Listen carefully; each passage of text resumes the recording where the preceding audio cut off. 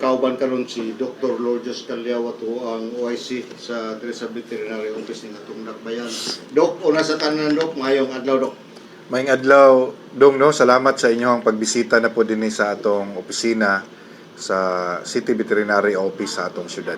Okay. Dok, doon na magoy ato ang katong city ordinance nato Dok nga baguhay lang ni na-approve dahil city ordinance regulating ownership and handling of dogs and cats, empowering the barangays in enforcement thereof.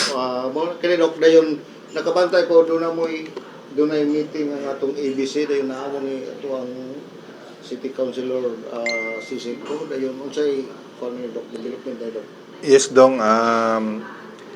Una gid nato ani no pag-approve ani sa atong mayor, isa sa atong lakang ang pagki-collaborate sa atong mga kapitan kay sa ordinansa palangdaan nakabutang gid diri empowering the barangays in the enforcement.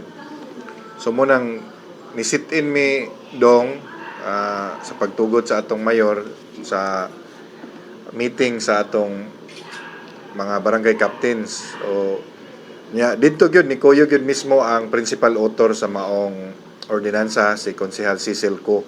So napasabot nato ang mga kapitan tapos nahisgutan dito o unsaon nato pa-implement ning maong ordinansa. Puro implementation na siya. For implementation na ni siya Dong. Kay nahuman naman ang period niya nga 6 months para sa information drive. So unsay nasgutan dito Dok? So naiskutan dito Dong ang isa gyud ang pagsugod na og parehistro sa atong mga iro ug iring. No, kay dinhi nga ordinansa ato mang iparehistro ang atong mga iro ug iring dinhi sa Osamis City.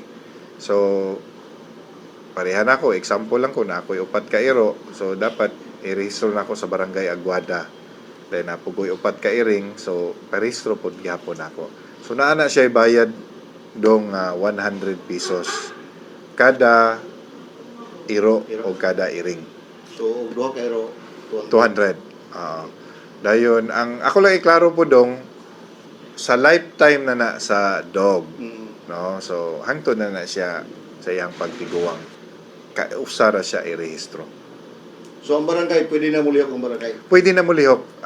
Na-orient na nato ang mga barangay captains, kabalo na sila, no, dayon kato akong giingon nimo Dong atong June 24 nagmass orientation ta. So sa tibuok 51 barangays sa councilor nga chairman sa agriculture kay sila manggod ang mahimo ani nga focal person ang chairman sa agriculture.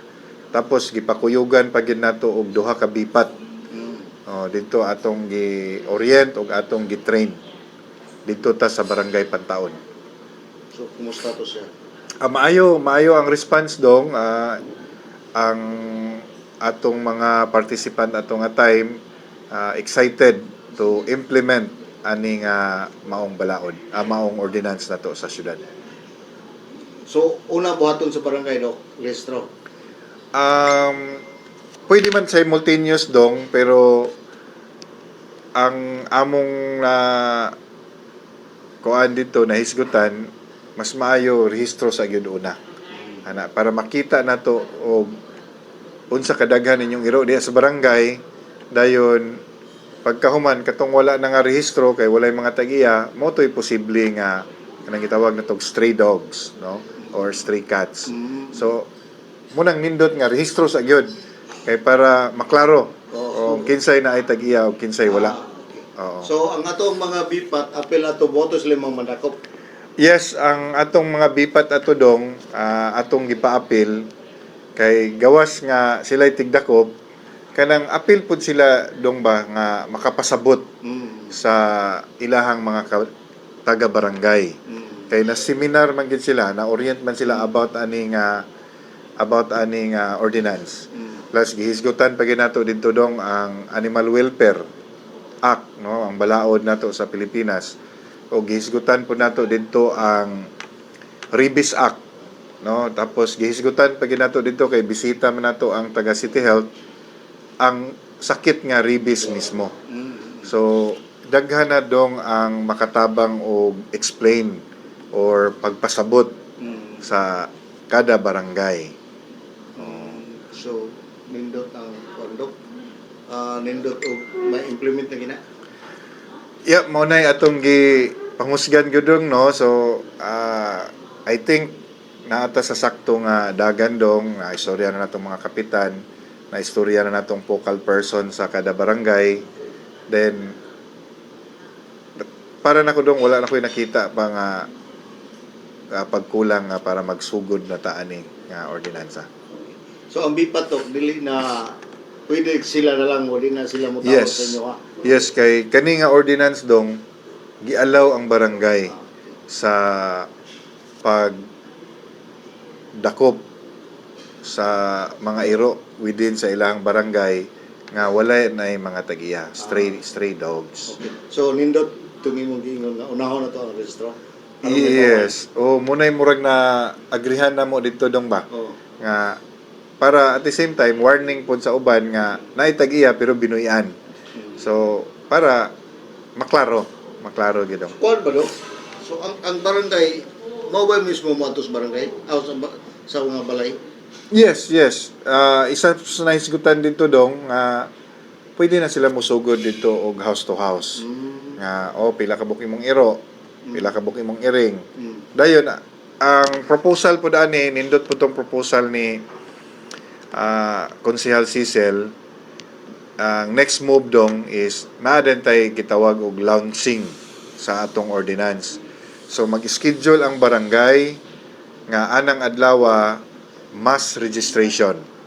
So mag-set up ta dito sa barangay hall ana human adto ang mga tag-iya dito magdala sa ilang mga iro o mga iring kay picturean man dong. Kanya ang picture di man pwedeng nag side view, di man pwede og kanang klaro ang tibuok lawas sa atong iro. Muna siya ang picture kay para puhon og naay mga panghitabo mubalik ta sa record sa opisina nga imuha gid ni. Pero Ano sa anak, may tabolo? muna itong next move. Muna itong next move dong. Karong July right away. Kay magsugod na kitag implement ani. So ang next move ani mangayo mig schedule sa barangay o kano sa ang posible nila nga launching. So ang among initial na isgutan ni Consisel ani kung kinsa tong ready na nga mga barangay mananghid lang sa mayor nga mag-launching mi sa kaning implementation ani nga ordinance. Si Consisel willing siya mo adto dito, kami pod si Tibet willing mi mo So, ang target ato kada barangay o dunay barangay nga atong usahan lang?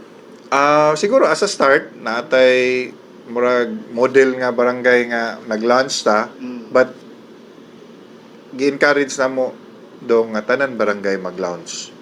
Okay, para murag big event gid sa barangay dong ba nga mag-adto gyud ka dito as responsible pet owner, adto ka sa barangay, magparehistro ka sa imuhang iro o giring. Pero dili ni siya tama na diha dong sa launching. Regular na dahil ni siya nga trabahoon sa barangay. Depende na siguro sa barangay dong kung daily ba sila ang schedule nila sa launching or na sa rehistro or na ba sila every Wednesday or Thursday moniting rehistro nato nga na para di pod magkuan sa kabisi sa barangay. Pindi na initiative na sa barangay dong. Ang barangay, Dok, ready na ba itong ilahang butangan atong kids sila? Yeah. Muna akong giingon dong kung dili pa ready ang cage, diri sa ta priority na to ang rehistro, priority na to ang pag-adto sa barangay sa mga imong mga ginsakpan nga higti inyong mga iro kay tikitan mo ani na ay penalty ana ang kaning dakop manggudong isa lang ni sa provision sa atong ordinance. So ako kay gi-encourage dito nga kung diri pa lang daan sa pagrehistro o pag kining pahimangno o nang hipos na ni basig wala tay dakpon. Walay dakpon. Oo. Ana. So may nga na bitaw dong. Oo. So daghan man ang provision sa barangay. So So andak pon katong wala gitagiyan. wala gyud tagiyan. Wala ano. gitong lakaw-lakaw lang pero wala gitagiyan. Mo na to madako. Or bisag ka to sigurong naitagiya dong unya rigid pod magpatuo sa barangay nga ing naghiktan buy-an gyud. So matunong kung magdakop ang barangay na dakong chance madakpan. Kana lang siguro dok doon na mo lain nga programa karon. Magpa-announce na lang ni Dong no, John kay Dong kay by July na atay nakalatag na for third quarter nga mga activities. So kana human na magyong katunga sa tuig ani So, Dong. Mo ba so July July na ana po tay mga set of schedules na po kitong mga veterinary outreach bitaw nato Dong. okay. Ito Naka-schedule dok. Submit pa na mo. Okay. Ah, So, na lang siguro dok, imo na lang siguro mensahe dok. sige, again, salamat. Tapos, ako lang panawagan sa mga taga-Osamis. Kanunay man ta diri na ang atong rabies vaccine. So, as responsible pet owners, dado na to din Naalay bayro nun nga 50 pesos. Unsa ginang adlaw dok? Monday to Friday kita dong. Lunes tama sa Lunes day. Basta rabies vaccination. Okay. Ana. Kaya lang siguro dok, daghang salamat dok. Thank you Atong dong. gikauban si Dr. Lourdes Calao ato ang veterinary for diri sa City Veterinary Office. Sugikan lang des kung nahimutangan alang sa DXD di Radio Kapana ang radio sa simbahan W45 Dudong Pergamento muduyog si ka 75 nga jubileo sa simbahan sa Archdiocese sa Osamis Danag sa Dakbayan.